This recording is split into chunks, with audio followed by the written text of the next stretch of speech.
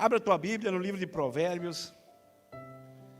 Eu vou pregar hoje sobre Provérbios, no capítulo 30 e no versículo 24 em diante. Eu já preguei essa mensagem uma vez, e eu não consegui pregar toda ela, mas ela faz muito tempo. Eu disse que um dia eu iria repregar ela.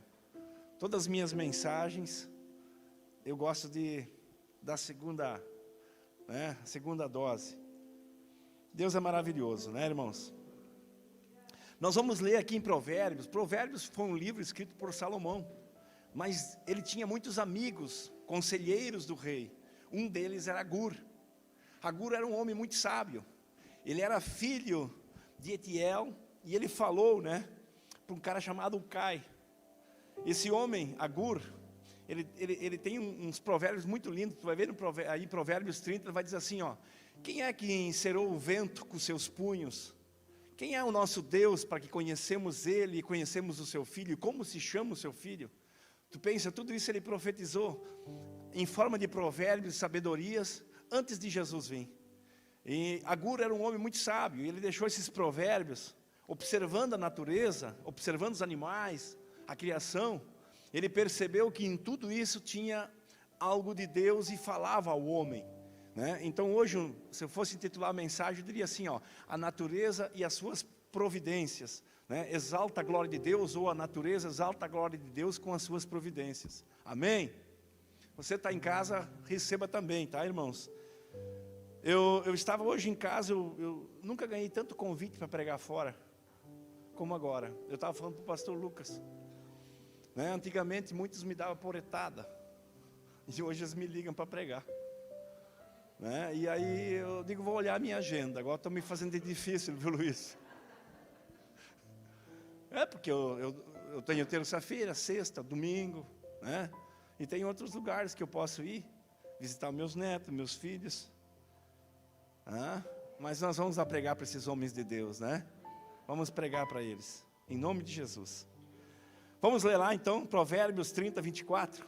Diz assim, e estas 4 coisas são as menores da terra, porém bem providas de sabedoria. As formigas não são um povo forte, todavia no verão preparam a sua comida. Os coelhos são um povo débil, contudo põem a sua casa na rocha. Os gafanhotos não têm rei, contudo todos eles saem em bandos e se repartem. A aranha se pendura com as mãos e está nos palácios dos reis. Amém? Vamos fazer uma oração? Não invalidando as orações, vamos fazer uma oração para que o Espírito Santo nos dê sabedoria, nos dê conhecimento dessa palavra. Quisera eu ser sábio como Agur. Mas eu também tirei dessas 3 coisas aí, que ele falou desses 4 animais, mas ele não deu explicação o porquê. Mas se você ler todo o Provérbios e toda a Bíblia, você vai ver explicações. Amém? De cada animalzinho desse. Senhor nosso Deus e nosso Pai que está nos céus, nós te glorificamos, te exaltamos. Que nessa noite o Espírito Santo tenha liberdade de nos usar, de usar o teclado, que suba os louvores, a adoração, que a tua presença atrai esse lugar, Senhor. Como o pastor Tiago disse, que Deus tem que se mudar para a Rua do Meio. É uma metáfora de dizer, porque Ele já habita aqui pelo Espírito, mas nós queremos que Ele venha com tanta força, que quando as pessoas passarem por frente a essa igreja, e olharem a placa, a Igreja do Avivamento, elas já saem curadas. Que como em Pensacola, muda-se toda aquela região, como também, Senhor, em tantos lugares em que os avivamentos vieram tão forte, que vareram as enfermidades, os hospitais fecharam, as farmácias não existiam mais. Eu creio que a Rua do Meio pode acontecer algo tão grande no Vale do Itaquari, e não só porque somos da IPAB, em todas as igrejas, Pai, porque o nosso ministério não é um ministério que só visa as coisas terrenas. Nós não trabalhamos para o ministério, nós trabalhamos para o Rei, para o Senhor. Então, Senhor, reparta conosco e com todos os ministérios a unção do avivamento, para a tua glória, assim seja. Amém. Esses 4 animais, irmãos, eles falam, o primeiro, a formiga fala de providência, O coelho que eu li ali, ele fala de prudência. Os gafanhotos falam de cooperação, e as aranhas falam de perseverança. Amém? Então nós podemos ver, irmãos, que cada um desses animais, eles destacam. Também se você vai ler em Provérbios 5, ou melhor, Provérbios 6, versículo 5, coloca lá para mim ligeirinho. Ali fala de muitos animaizinhos, mas eu só quero citar um animal aí, ó, para você ter um comportamento desse animal. Livra-te como a gazela das mãos do caçador, e como a ave das mãos do passarinheiro. Amém? Vocês sabem quem é a gazela? A gazela é um animalzinho, tipo um cabritinho, um animal assim parecido que dá na África, ou no cerrado, aqueles animais que correm muito. Você sabe que a gazela, ela chega a atingir 90, 100 km por hora. É um animal que dificilmente um leão, um tigre ou qualquer animal pega, porque ela é muito rápida. Então as hienas ou os animais, eles sabem que quando eles estão pastando nos bandos, às vezes os animais que vêm para devorar cercam elas. E ela tem uma coisa que Deus deu para ela, que é o disfarce. Quando ela está no meio do seu pasto, no meio dos lugares, assim, da floresta, ela consegue se disfarçar, e dificilmente o predador consegue ver ela, porque ela anda camuflada lá dentro. E o Espírito Santo falava comigo que essa igreja ainda está camuflada, Lucas, para que os devoradores ainda não devorem nós, porque somos muito pequenos ainda, nós estamos em formação de crescimento. Então ela tem uma habilidade, a gazela, de se disfarçar. Tu sabe que o crente, muitas vezes, quando ele começa a receber conhecimento, poder, e começa a adquirir riquezas e prosperidade, ele tem que usar uma camuflagem, para que as pessoas não possam detectar. Tem um ditado que diz assim: quando você começa a ter uma intimidade com Deus e crescer, não conte muito para as pessoas, te camufleia, porque às vezes as pessoas vêm para te devorar. Nem todo mundo, você acha que o diabo vai vir com um garfo na mão, né, e vai dizer assim: não, eu sou o diabo, eu tenho poder, claro, limitado, mas Deus tem todo o poder. Não, existem pessoas que fazem pacto com o mal, ou muitas pessoas às vezes nem fazem pacto, mas são usadas por olho grande, inveja, que as pessoas que não suportam você prosperar. E isso às vezes é na nossa própria família, irmãos, né? Pessoas às vezes que a gente tira para compadre, às vezes para na rua: o pastor está roubando, construiu uma casa boa, comprou um auto bom, e ficam falando coisas que não sabem, né? Muitas vezes olham para o pastor Lucas e dizem: o pastor Lucas, né? Que guri bonito, eu sou o pai dele agora. Ele disse que eu sou o pai dele. Amém? E então, como pai, nós temos responsabilidades, né?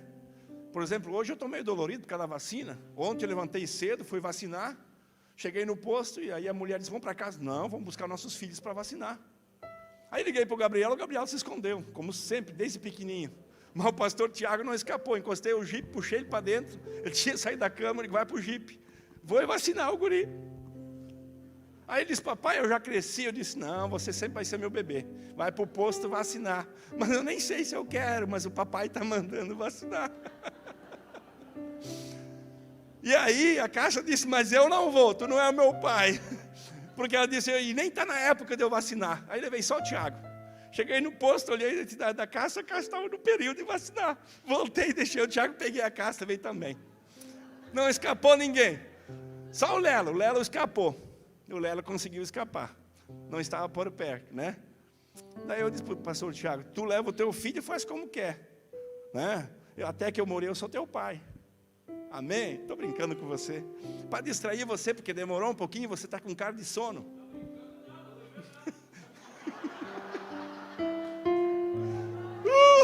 E pior que foi verdade mesmo.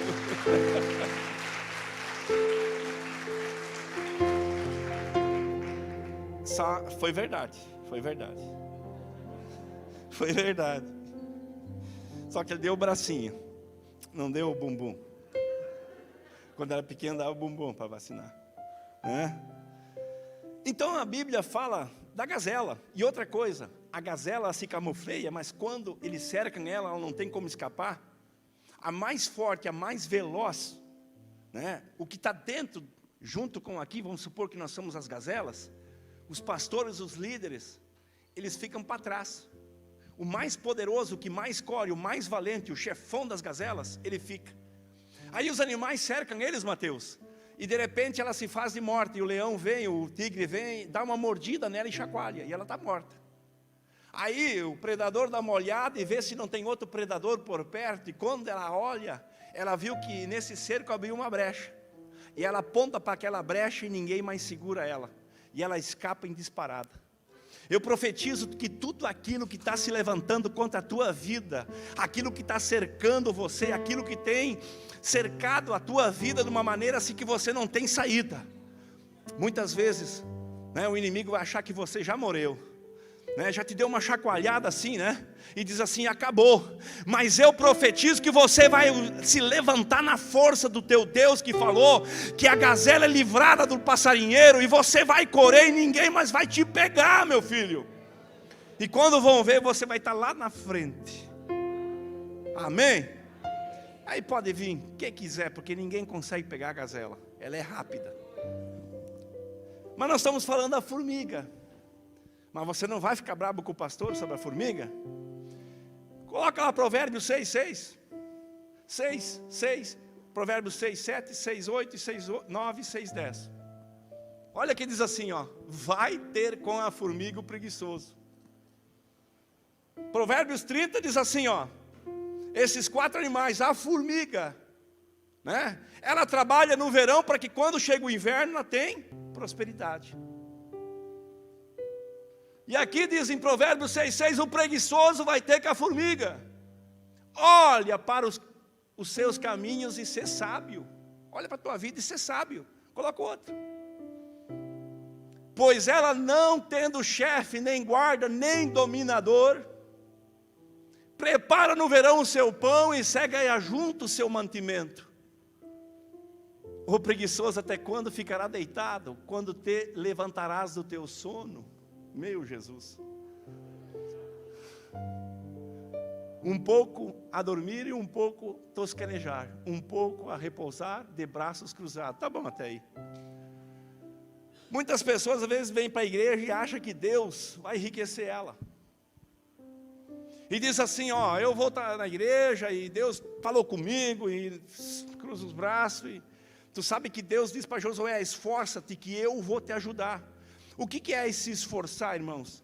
Né? Hoje eu posso dormir até as 9, 10, às vezes me xingo, o Léo chega lá em casa para tomar chimarrão, eu estou 9h30, naquele frio máximo, deitadinho na minha cama, e eu dou glória a Deus, porque eu comecei a trabalhar com 12 anos, meu filho, e puxei leite até os 17, 18, fiz carteira, trabalhei numa serraria, né? Quase 9 anos, depois trabalhei mais 2 anos de guarda, depois trabalhei quase no Curtume, 20 e poucos anos, meu filho, né? 27 anos e 7 meses de carteira assinada, me aposentei, né? Minha esposa trabalhou 35 anos de carteira assinada, me aposentei, hoje eu posso dormir, porque eu guardei no verão, para repousar no inverno. E muito jovem para a igreja diz, eu tenho uma chamada, que chamada, meu filho? Primeiro trabalha. Eu sempre dizia para o pastor Tiago me dizia, pai, eu acho que eu tenho uma chamada, eu não vou estudar para direito. E eu dizia, pastor Tiago, eu creio que tu tem uma chamada. Porque desde pequenininho o diabo andava ao redor dele, além de pregou esses dias. Né? E o pastor Tiago quase que morreu, várias vezes. E eu fiz um pacto com Deus, de entregar ele para Jesus. Eu disse, Deus, esse filho é teu. Então Deus cuidou dele, mas eu disse, faça o curso de direito, passa na faculdade, tem o diploma, passa na OAB, e aí você não trabalha igual do diploma, para que quando ele se levanta, ele diz, eu trabalhei no inverno, no verão para guardar no inverno. Para que nunca vão dizer, hoje em dia, irmão, está na moda, as pessoas quererem se encostar em alguma coisa. E a Bíblia diz que aqui a formiga não tem chefe. Sabe o que Deus está falando com nós? Não precisa um chefe, está te mandando toda hora quando você é empregado, você tem que saber, porque o servo só faz o que é mandado, mas o amigo, ele faz além do que é mandado. E hoje está difícil achar empregado, né? Você acha que Deus vai te enriquecer? Eu trabalhei mais ou menos uns 9 anos numa firma para um salário mínimo. A minha esposa ia lá no Alambique para um salário mínimo, de professora, não pagavam mais, depois que melhorou. Então as pessoas acham que vem para a igreja, tudo vai funcionar. Diz assim, o preguiçoso vai ter com a formiga. Tem pessoas que não vêm às vezes nem na igreja por causa de um chuvisqueiro. Cara, pega um guarda-chuva, os antigos caminhavam quilômetros, chuva ou não chuva, vinha para um culto. Mas não um culto como hoje, bonito como está hoje. Um culto daqueles que não tinha ação, não tinha nada. Se você não fizer a tua parte, Deus não vai fazer dele. Deus está louco para abençoar você, Deus está louco para prosperar você. Pastor, não tem emprego, levanta às 6 da manhã, ora até às 7, vai caminhar na rua, pede alguma instrução do céu, jejua e ora 30 dias, Deus vai abrir o céu para você. Não adianta você querer esperar em Deus. Esperei com paciência no Senhor, Ele ouviu o teu clamor, Ele ouviu a tua oração, tudo bem. E Ele vai dizer assim na oração respondida, vai trabalhar agora que eu te ajudo. Nada na Bíblia se conquista sem esforço. Agora, quando você se esforça, Deus faz sua parte. Amém? Vamos passar para o outro animal? Passamos para o animal, o coelho. Coloca lá, Provérbios 24, Provérbios 30, 25. O que diz lá? As formigas... o 26, aliás, querido. Os coelhos são um povo débil, contudo põe a sua casa na... Quem é que é a rocha? Jesus. Está prosperando, trabalhou que nem a formiga, guardou. Não coloque a tua esperança em coisas fúteis. Eu conheci amigos meus que ouvem uma coisa na internet, corre para lá. Faz isso, faz aquilo, botam dinheiro fora. Não faça isso. Não acredita, não existe aquela bolinha mágica que desce do céu e você aplica e dá dinheiro. Ninguém, dinheiro não nasce em árvore, meu filho. Agora nasce em inteligência e sabedoria. Se você tirar tudo de um homem sábio, tirar todas as riquezas, mas não tirar a sabedoria, em questão de 1 ano ou 2 ele está rico de novo e próspero. Porque riqueza não é só dinheiro, prosperidade é muito mais que dinheiro. É você viver com alto nível de qualidade, não com muito. Amém? Aonde você chega, você é abençoado. Aonde você coloca a mão, o céu se abre, as coisas funcionam. A rocha é Jesus. Então a Bíblia diz assim, ó, que o coelho é débil, é um povinho, chama de povo, mas é um animal, segundo as pessoas, que tu pegar qualquer pauzinho, ou fazer assim no nariz do coelho, ele cai no chão nem morto, ou desmaia, ou quase morre. E onde é que ele faz a sua casa? Numa rocha. E Deus está falando aí, para que nós colocamos a nossa força, a nossa esperança em Cristo, não em nós. Porque nós somos débeis. Se nós conquistamos como a formiga e guardamos, não podemos dizer agora eu tenho, agora se mostrar forte. Não, aí você tem que se considerar fraco e forte no Senhor. Colocar a tua força, o teu poder no Senhor, né? A tua esperança no Senhor. Senão você vai continuar daquela maneira orgulhoso, achando que você tem alguma coisa. Você não tem nada. Se Deus quiser, amanhã você nasce, amanhã você nem acorda, você morre. Amém? Eu vou colocar uns versículos aqui para você. Coloca lá para mim, Salmo 104, 18. E depois Isaías 52, 13. O que diz aí, ó? Quero que você aprenda, depois vai pegar fogo isso aqui, eu tenho um negócio bem forte no final. Os altos montes são para as cabras montanesas, e os rochedos são refúgio para os... A Bíblia explicando aqui o que Agur falou, lá nos Salmos, Davi falando isso, ó. Sabe aquelas cabras que sobem aquelas montanhas? Tendo Discovery lá, ó, vários animais perseguindo as cabras montanesas, e quando elas vão perseguir, as cabras descem a 60, 70, 80 km por hora, um peral íngreme assim que você nem imagina, e elas conseguem se afirmar, e não tem casco, não sei como é que pode, mas é que Deus fez ela para as montanhas, e aí aqueles bichos vão atrás, de repente eles despencam e caem lá embaixo, e as cabras continuam. Então dizendo, cada animal no seu ambiente, você foi trazido para o ambiente de Deus, né? Você tem que se acostumar que a tua rocha, a tua casa é a igreja, é a fortidão de Deus. Se você sair daqui, você vai ser devorado, né? O inimigo vai te pegar. Então Deus te chamou para uma casa, para um esconderijo que é a igreja. Não adianta, você é um povo débil. O que é um fraco? Nós somos fracos. Mas Paulo disse, quando eu sou fraco, daí eu sou no Senhor. Amém? Coloca Isaías 52, 13, o que diz lá?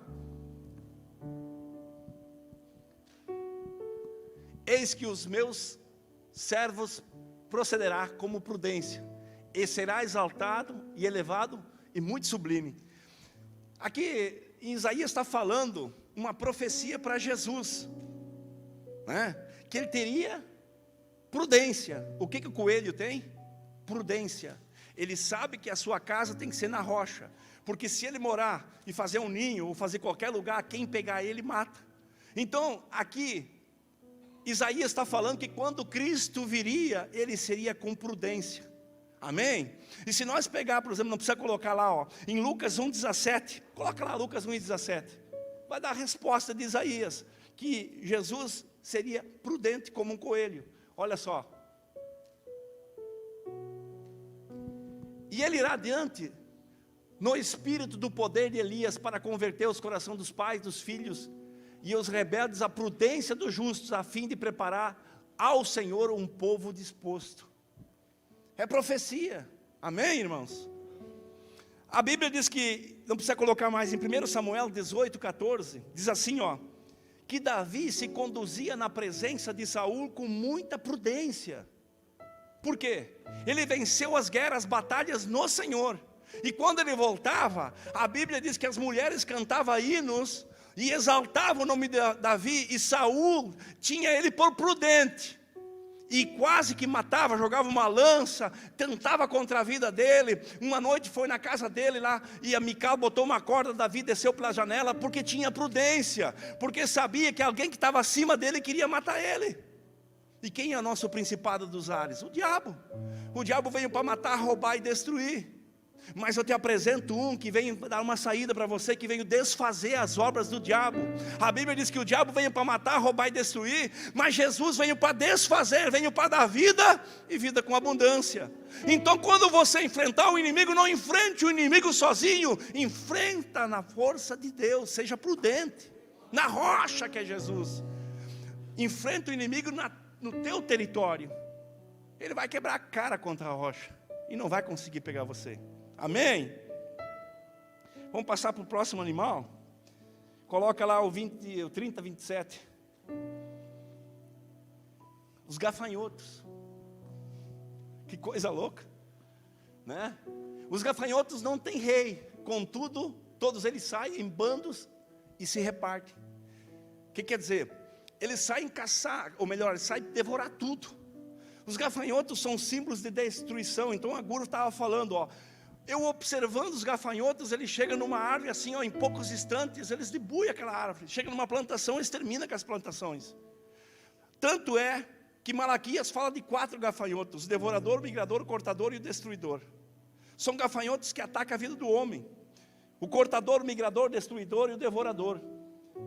As pessoas que não são dizimistas, lá em Malaquias 3:10 diz assim: e eu providenciarei os 4 tipos. Pastor, tem pastor que diz assim, ó, quem não é dizimista pode pegar demônio. Dizimista não é questão de demônio. Eu expulso o demônio em nome de Jesus, né? Não adianta o dízimo querer expulsar demônio. Dízimo não é nem para salvação, dízimo é para fidelidade. Você faz o rancho, você se alimenta e vai sobrar comida. Aonde você coloca a mão tem prosperidade. Tudo que você faz, pastor, mas eu sou dizimista, parece que a minha vida continua igual. Espera, Deus está enxergando amanhã lá o teu filho. Deus está enxergando amanhã a tua filha. Uma faculdade de graça, alguma coisa. Você acha que eu nasci rico, meu filho? Eu andei muitos anos a pé, mas dizimista, eu estava plantando, e um dia vem a colheita. Você quer plantar hoje para colher amanhã? Não, meu filho, tem que ter raiz. As coisas são contínuas. Deus, ele abençoa as pessoas conforme Ele pode, conforme as pessoas podem receber. Amém? Então a Bíblia diz assim, ó, o gafanhoto é um símbolo de destruição.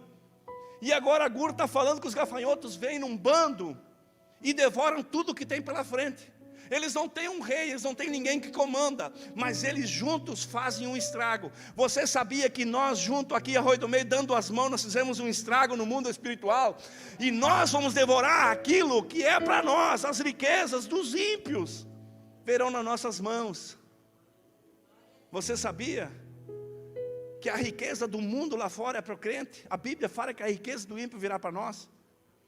Que coisa maravilhosa. Agora também, se você vai pegar em Números 13, 32, não precisa colocar. O que aconteceu? Né? Números 13 diz assim, ó, que Moisés dá ordem para entrar e para possuir a herança. E o que o povo faz? Quando entra para dentro, olha os amalequitas, os medianitas, né?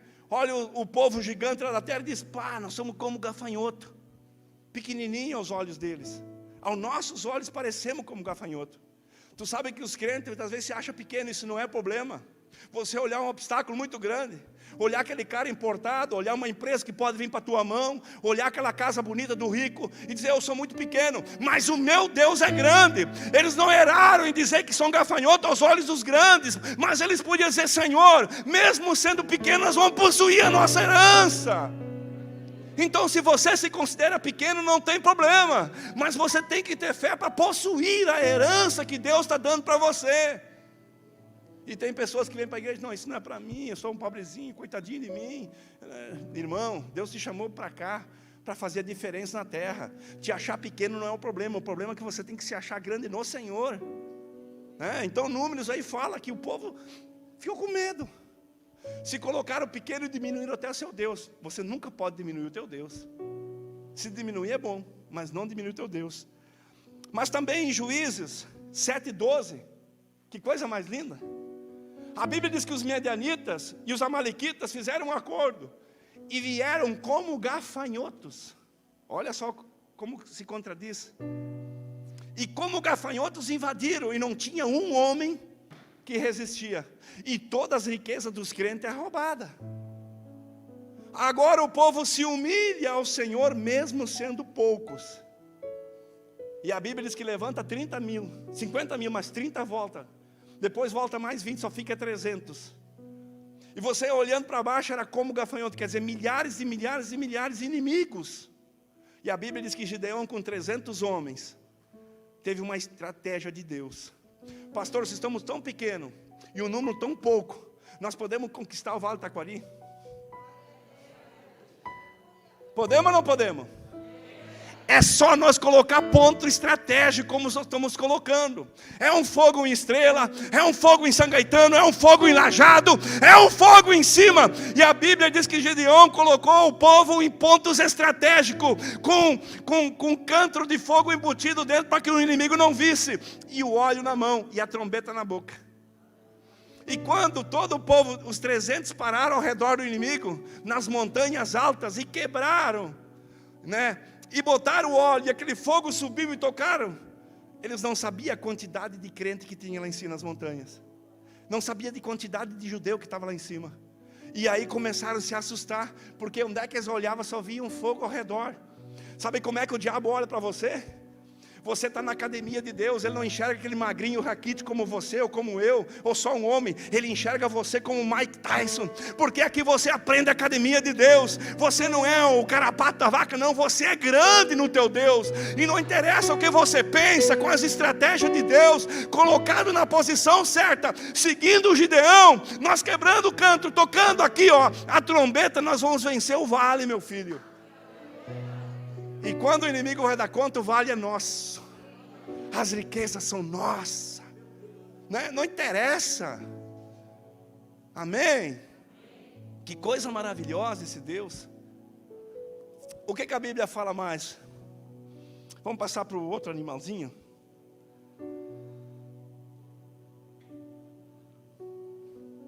Passei o coelho, agora qual é o último? Vocês estão ligados, né? Coloca lá o 28. A aranha fala de quê, Cris? Persistência. Persistência. Persistência. Eu construí minha casa nova, e aí eu coloquei a chapa, e a minha mulher uma vez falou assim: se tiver chapa na casa, a Regina, esses dias nós comendo um churrasquinho lá, disse: olha, Fernando, eu já enxergo a chapa aqui. E aí o Fernando, mulher. Eu disse: tá bom esse PVC? Ela achando às vezes que a chapa vai impedir as aranhazinhas de fazer ninho. Aí a minha mulher falou assim: acabou agora, eu quero ver essas aranhas descer a chapa. Porque na casa de madeira pode ser que tenha uma frestinha, aqueles bichinhos passam em tudo que é lugar. E de vez em quando dá aquelas aranhas com as pernas desse tamanho, Mateus, pendurada lá na casa, Só que daí, meu filho, eu fiz a casa e não deu um ano, estava de vez em quando uma aranha aqui, outra aranha lá, outra aranha aqui. E o que diz esse versículo? A aranha se pendura com as mãos e está nos palácios dos reis. Sabe que você é uma rainha de Deus, e Deus quer te colocar nos palácios por persistência. E você às vezes não entende. Aí você tira uma aranha, troca do ambiente, mas a aranha aparece de novo. E você, como uma aranha, pode tirar de cena, pode colocar para lá, mas você continua persistente a aparecer nos lugares dos reis. Você sabia isso? Aí as pessoas não entendem. Tira o fulano, tira o pastor Sérgio, tira o pastor Tiago, acabaram. Aí encontra uns membros e diz: ó, tá uma cadeirinha lá. A cadeirinha já estava aqui. É como Davi. Pode estar lá na roça, pode estar lá no moro, pode estar lá atrás da toca da raposa, cuidando daquelas pequenas ovelhas. Mas Deus levantou para rei, meu filho, acabou. Ninguém senta na cadeira até você ser chamado. A mesa está posta, mas ninguém come, é para ti. Aquilo que Deus abriu é para você passar. Inimigo não passa, o mar é para Moisés. Mas você não entende, meu filho, né? Aí a primeira vassourada, você cai para o chão e já corre para fora da casa. A primeira vassourada do pastor Sérgio, do pastor Lucas, do pastor Tiago, esse pastor não dá mais. E você foi, aranha, né? E lá fora é perigoso. Rapaz, te esconde num canto, fica quietinho, gelado lá. Daqui um pouco passa a ira da vassoura e tu volta e te instala, meu filho. Seja persistente como aranha, né? Só que a aranha pode ser morta e você não, porque ele tem a chave da vida e da morte. Amém? Então a Bíblia diz que a aranha é persistente. Agora coloca lá Filipenses 4, 11, 12 e 13. O que Paulo fala ali? Que coisa mais linda, né? Persistência. Não digo isso por necessidade, porque já aprendi a contentar-me com o que tenho. Sei estar abatido e sei também em abundância. Em todas as maneiras, em todas as coisas sou instruído, tanto em ter fortuna como em ter fome, tanto em ter abundância como necessidade. Posso todas as coisas em Cristo, aquele que me fortalece. Paulo está dizendo, não interessa como eu vivo por Cristo e sou persistente por Ele.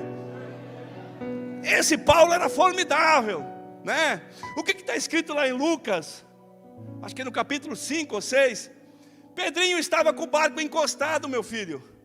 Jesus, depois de pregar em Cafarnaum lá, e expulsar da sinagoga um demônio, Pedro traz ele para a casa dele.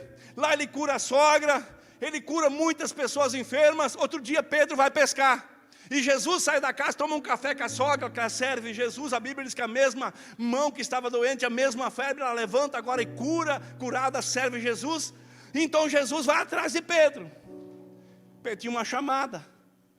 Ou você acha que aquele cara que pregou para você, ou a internet chegou na tua casa, ou alguém te convidou para cá só porque você... Não, é Jesus te convidando, rapaz. E muitas vezes você vai pescar como Pedro. E aí você não pega nada. E você vem para um culto como hoje, frustrado. Muitas vezes trabalhou muito, colheu pouco. Muitas vezes não pegou nada. Muitas vezes está lá como Pedro. E aí Jesus está na beira da praia pregando para uma multidão. E de repente a multidão começa a apertar Jesus. O lugar já é pequeno. E aí Jesus pede o barco emprestado. Ele persiste com Pedro e Pedro persiste com Jesus e empresta. Só que tem um detalhe. Enquanto Jesus pregava, Pedro estava lavando as redes. O que significa lavar as redes? Muitas pessoas não pegam nada, não colhem nada, não conseguem prosperar porque tem coisa suja.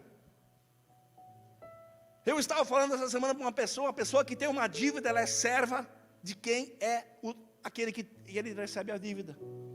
Vou explicar melhor. Eu devo para o Fernando aqui uma coisa, e nunca mais eu vou acertar. E nunca mais vou falar com ele. Ele é meu Senhor. Mesmo que eu negar a conta, eu posso morrer, até posso ir para o céu. Eu estou trancando a minha prosperidade na terra. Por quê, pastor? Porque a Bíblia fala, e Deus não vai mudar. Mas pastor, como é que eu faço? Vai lá e conversa com ele, diz que você não tem, quer pagar, não sabe como. Mas pelo menos conversa e diz, olha, nem que eu te pago 100 por mês. Você libera o mundo espiritual. Você entendeu? Porque Ele é o teu Senhor. No momento que Ele, como o cobrador dá a resposta, o mundo espiritual se abre. Porque a Bíblia diz que o que deve, ele é servo daquele que é o cara que tem para cobrar. Então, Pedro percebeu que ele tinha que lavar a rede, porque a rede estava muito suja. Tinha coisa que Pedro precisava tirar da vida dele, da rede, para pegar peixe. E ele jogou a rede e não pegou nada. E se frustrou, e veio frustrado, e não tem jeito. Porque aquelas coisas que estão na rede estão impedindo ele de pegar alguma coisa, porque o peixe é vivo. A prosperidade não se atrai assim. A prosperidade se atrai com vida reta. E o que acontece? O peixe detecta aquela sujeira na rede, ele não vai. Então a rede tem que ser limpa. E quando a rede está limpa, ela é indetectável. Mas você atrai por causa de Deus. Então Pedro lavou as redes. E aí Jesus se aproxima e pede o barco emprestado. Esses dias eu vi um pastor pregar, Leonardo, ele disse assim, que Jesus precisava do barco de Pedro. Meu Deus do céu, aí se você olha, diz, e a praia estava cheia de barcos. Você acha que Jesus precisava do barco de Pedro? Se a praia estava cheia de barco? Não, é que Jesus já viu que quem precisava dele era Pedro. Sabe por que você está aqui? Sabe por que Deus te levou nessa praia, nessa igreja? Porque é você quem precisa de Jesus, e Ele quer pegar a tua vida emprestada, meu filho. Porque Jesus podia pegar qualquer barquinho, qualquer pessoa ali fora, qualquer um podia estar aqui, não, mas Ele escolheu você, por isso que você está aqui. Deus te levou a esse lugar, escolheu o teu barco, a tua vida, é porque você precisava dEle, porque senão Ele ia em qualquer outro barco. E aí Ele diz assim, Pedro, vamos pescar. E aí você vem para um culto como hoje, e às vezes não acredita que pode haver uma mudança. E aí a tua resposta diz, eu já tenho trabalhado tanto, passei a noite pescando, né? E sou acostumado com o serviço, eu faço de tudo, mas não colho nada, eu faço de tudo, mas não tem prosperidade, porque as redes estão vazias. Aí Jesus diz, Pedro, mas agora você limpou a rede, você veio para um culto, o pastor pregou, você começou a ajeitar a tua vida, botou tudo em ordem, começou a fazer fidelidade com Deus, começou a preparar a tua vida, e quando você preparou o teu ambiente, a tua vida, agora dá para pescar. E aí Pedro disse, Senhor, eu não queria ir, sabe que, meu Deus do céu, essa semana eu escutei um homem falar, cara, um cara perguntou para ele, porque assim é pecado escutar alguém que é próspero. Tem um barbudo aí que eu me esqueci o nome dele, tem quantas pessoas aí que dão cursos? É pecado? Não. Você pode se espelhar num rico de fora, mesmo que ele não venha na igreja. Sabe por quê? Se espelhar na maneira como ele adquiriu riquezas. São experiências. Pastor, eu vou ser radical, isso não é de Deus. Então não vá nem para a escola, porque a professora às vezes também não é de Deus, está te ensinando até coisas que não prestam, né? Teoria do gênero lá, não sei o que lá, e coisas para os teus filhos aí, você tem que aturar. Não fica radical, meu filho. Jesus, de tudo tirai proveito, né? Observai os grandes líderes, de tudo tirai, mas não fazem o que eles fazem, só tiram o que eles têm. Então observa. E eles observaram esse homem e pediram para ele, se você fosse perder tudo hoje, tirasse tudo de você. Aí ele disse, só não me tira o meu conhecimento. E aí ele explicou como ele ia ganhar 30, 40 mil num ano. E ele me deu uma ideia formidável, expliquei até para o Gabriel, você quer? Vai pesquisar. De graça, meu filho. Eu não vou estar olhando vídeo, orando madrugada inteira e entregar para você. Não, eu vou entregar o limite só. Você tem que fazer a tua parte, vai para a guerra, vai se esforçar, vai adquirir conhecimento, vem para os cultos, jejua, ora, não falta célula, né? Aí você vai criar instruções, porque a nossa célula na Jado, cara, quem não aprende a ficar rico lá, meu Deus do céu, eu estou mudando vidas, né? Tanto que o Márcio hoje chegou para mim e me disse, pastor, o negócio está bom. E o que eu fiz com ele, eu posso fazer com qualquer um. Ou você acha que Deus tem discriminação? Não. É que você às vezes se acha o carapatinho da vaca, que só tem que viver sugando. E aí Pedro, desconformado, diz, eu não vou pescar, Jesus. Jesus disse, Pedro, vamos lá. E aí ele viu que ele curou a sogra, viu que expulsou o demônio, viu que Jesus tinha um crédito. Aí ele disse, tá bom, debaixo da tua palavra eu vou pescar. Aí ele vai no mar, começa a entrar. E Jesus disse, um pouquinho mais. Tem gente que não quer se aprofundar com Deus. Ele é acostumado nas teorias deles, né? O pastor Tiago esse dia disse, religiosidade. Cara, eu era o cara mais religioso que tinha na terra quase. Eu aprendi tudo errado. Aprendi numa igreja 12 anos, depois saí, foi para uma outra radical. Só que eu digo assim, ó, o problema de você ser prisioneiro é de você. Porque o que prendia Paulo e Sila era só corrente. Mas mesmo as correntes prendendo eles, a alma deles não podia estar presa, porque eles continuaram cantando na dificuldade. Então a dificuldade vem e continua louvando a Deus, vem a adversidade e continua louvando a Deus. Quem vai libertar você não é você, é Deus. Quem tirar você das prisões monetárias, dos casamentos ruins, quem vai tirar você de uma vida monótona é Deus. Você tem que prosseguir em louvar na dificuldade. Pastor, mas está difícil, continua cantando, continua louvando. Cara, é aí que Deus quer te fazer grande. É você não fazer o que muitos fizeram na Bíblia. Saul, né? Balaão. Falando de animaizinho, Balaão, ele queria a gorjeta dos Amaleques para amaldiçoar o povo de Deus. Deus disse, não vai. Já que ele foi, a mula teve que falar com ele. Aí ele puxa a mula para um lado, puxa a mula para o outro, puxa a mula para o outro. E a mula não vai. E aí ele desbarca da mula, pega um porete, está na Bíblia. E começa a bater na mula. E de repente a mula vira para trás e fala. Nunca vi a mula falar, mas na Bíblia diz que a mula falou com Balaão. Quem já leu essa parte? E o que a mula fala? Se não fosse a mula, tu já tinha morrido 3 vezes. Aí ele abre os olhos e olha, tem um anjo de 2, 3 metros com uma espada desse tamanho na frente da mula. A mula enxergou o que ele não enxergou. Tem gente que vem num culto como hoje e nem enxerga o mundo espiritual, mas a mula, né? Quem é a mula? Aquele que não tem conhecimento nenhum. Ele entra aqui de qualquer outra religião que nem sabe o que é ser crente. Esses dias eu falei com um cara que só postava coisa do espiritismo e da Índia, de Gandhi. E aí eu percebi que essa pessoa estava bem próspera e vinha uns cultos. Aí eu sentei com ela, conversei, expliquei. Mas aí eu pedi para Deus, como é que ele prosperou? Porque ele é uma mula. Ele enxergou o que os outros não enxergaram. E você sabe que a chuva cai sobre o justo, sobre o rico, sobre o pobre, sobre o injusto. Só que a riqueza é questão de mente. Ser próspero é questão de mente. Servir a Deus é questão de mente. Depender de Deus é questão de mente. É querer. Amém? Então a mula enxerga e aí ele vê aquele anjo. E aí ele sabe que ele foi errado e fez errado.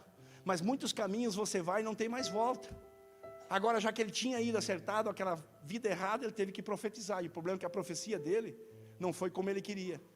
Quando ele queria amaldiçoá-lo, ele abençoava. Porque contra os filhos de Jacó não existe encantamento. Aí os crentes às vezes olham um saravá numa esquina, olha aquilo, né? E fica, meu Deus do céu, meus filhinhos. Você tem um rei na tua vida, que não é um rei terreno, é um rei dos reis, é o Senhor dos senhores. Tudo posso naquele que me fortalece. Aprenda a depender. E aí Pedro afasta o barco, vai aonde Jesus manda, né? E aí a coisa acontece.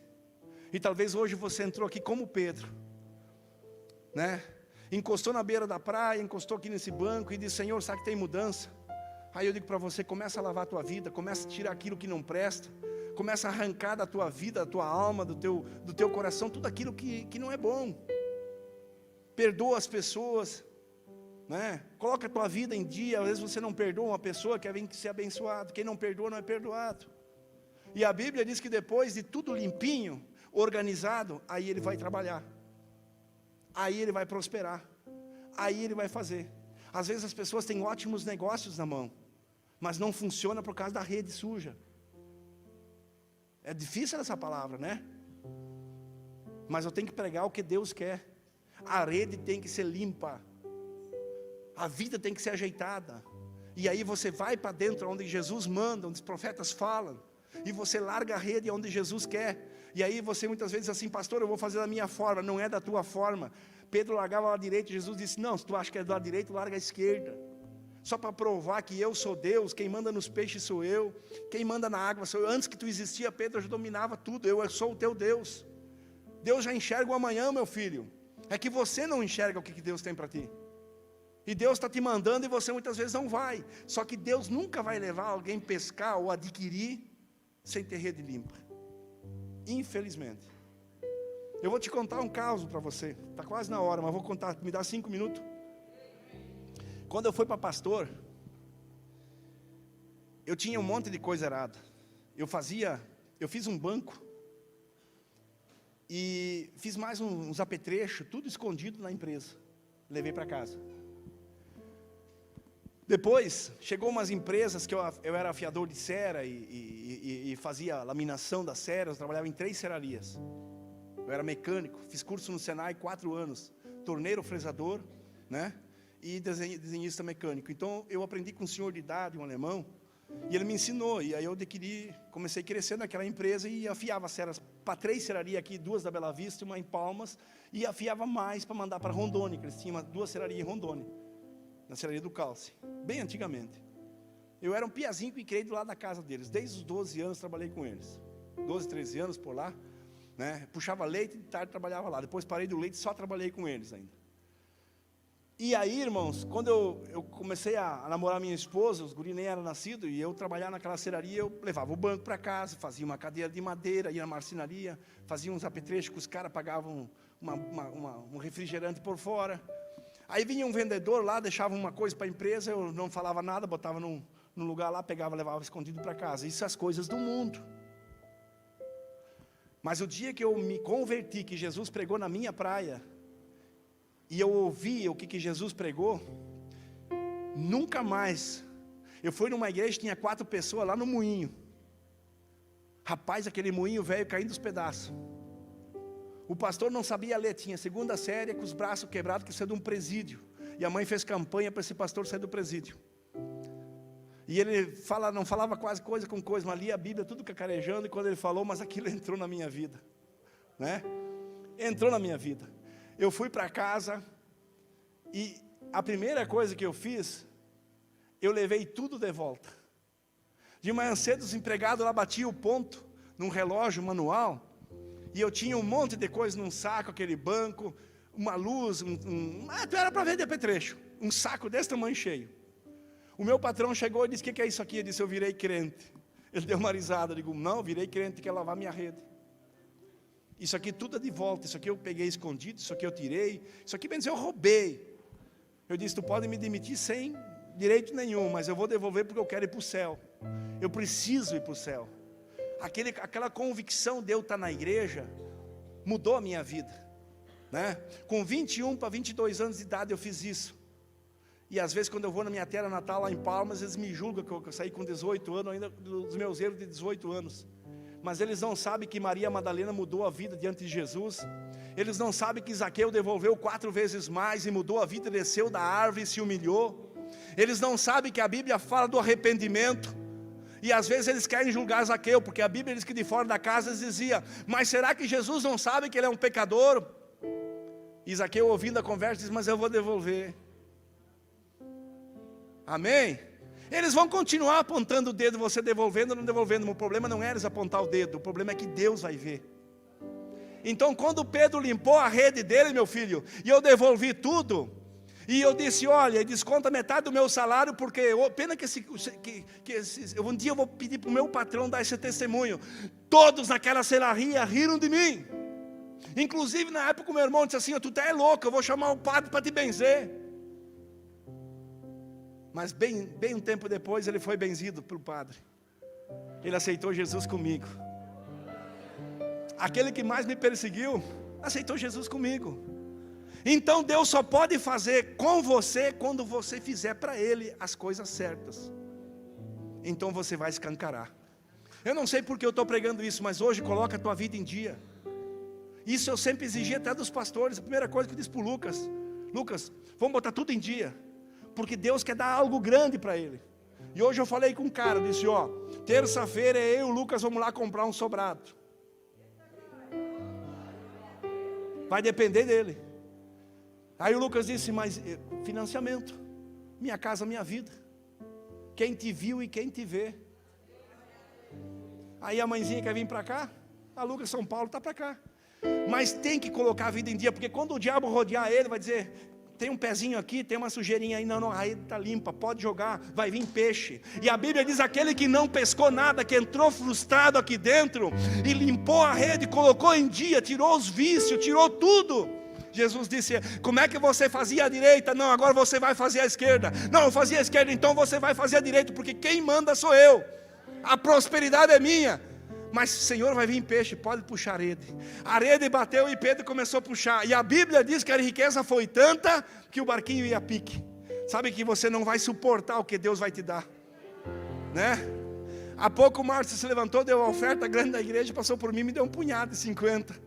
E eu vou falar, Márcio, e disse: isso aqui é por gratidão. Como é que não vai prosperar? Tu entende? Por quê? Porque aquele barco indo a pique, ele teve que dividir com quem instruiu ele. E chamou: André, vem para cá. E João, vamos dividir um pouco dos peixes. Cara, Deus vai fazer algo grande. Deus vai fazer algo grande. Sabe por que o Márcio não coloca mais lojas? Sabe por que o Leonardo não pega mais casas? Sabe por que o Ari não tem outras empresas maiores? Eu posso dizer? Falta de mão de obra. Falta de pessoas capacitadas. Falta de pessoas. É por isso que uns ricos de Lajado, tem gente com os olhos desse tamanho, pagam aí 30, 40, 50 mil para um cara dirigir uma empresa grande. Ele nem se incomoda. Hoje está difícil.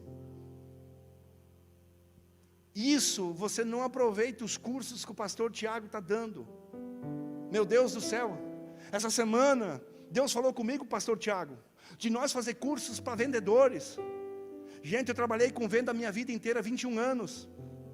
Eu posso dar curso para pessoas, e às vezes você vai pagar uma migalha de um curso fora da igreja, porque a sabedoria não vem de graça e vai adquirir riquezas tremendas. Se você quer vender esse teclado, meu filho, você não pode olhar para o teclado quando a pessoa passa aqui e dizer: tu quer comprar? Ou você atende a pessoa bem e diz: o que tu achou? Não. Primeiro pergunta da vida da pessoa, da família da pessoa, como é que é a casa da pessoa. Depois diz: esse teclado ficava bonito na tua sala. Leva o teclado na mente para a casa da pessoa. Depois você vende para ela no físico. Então eu quero dizer para você: prudência. Desculpe, eu estou saindo da mensagem, mas eu quero dizer para você: tem um potencial que um homem de Lajado paga 50, 60 mil para um administrador. Eu vou dizer para você: o administrador dele está no chinelo perto do que o pastor Tiago tem. Pastor, sim, ele tem um curso de direito, passou na OAB antes de se formar, botou um escritório, inserou a carteirinha dele, paga a OAB para ter. E muitas vezes vem na igreja, as pessoas às vezes nem valorizam, nem vêm nos cultos por causa de uma chuva. Mas eu vou dizer para você: Gideão não precisou, os 20 mil volta para casa, depois volta mais 10, mais 300 ficou. E a hora que o fogo pegar, meu filho, as riquezas dos amalequitas, o vale do Taquari, fizeram uma churrasqueada aqui no São Caetano, e se juntaram os grandão de Arroio do Meio. Adivinha quem era o homem da conversa? Adivinha? A igreja do FAC. E aí, advogados, um promotor, um monte de gente conversando, disseram: mas eles estão grandes, está cheio de alto. Domingo passado, sabe por quê? Porque 400 pessoas, 300 pessoas influenciam uma eleição, meu filho. Só que tem uma coisa, ó, nós não se vendemos.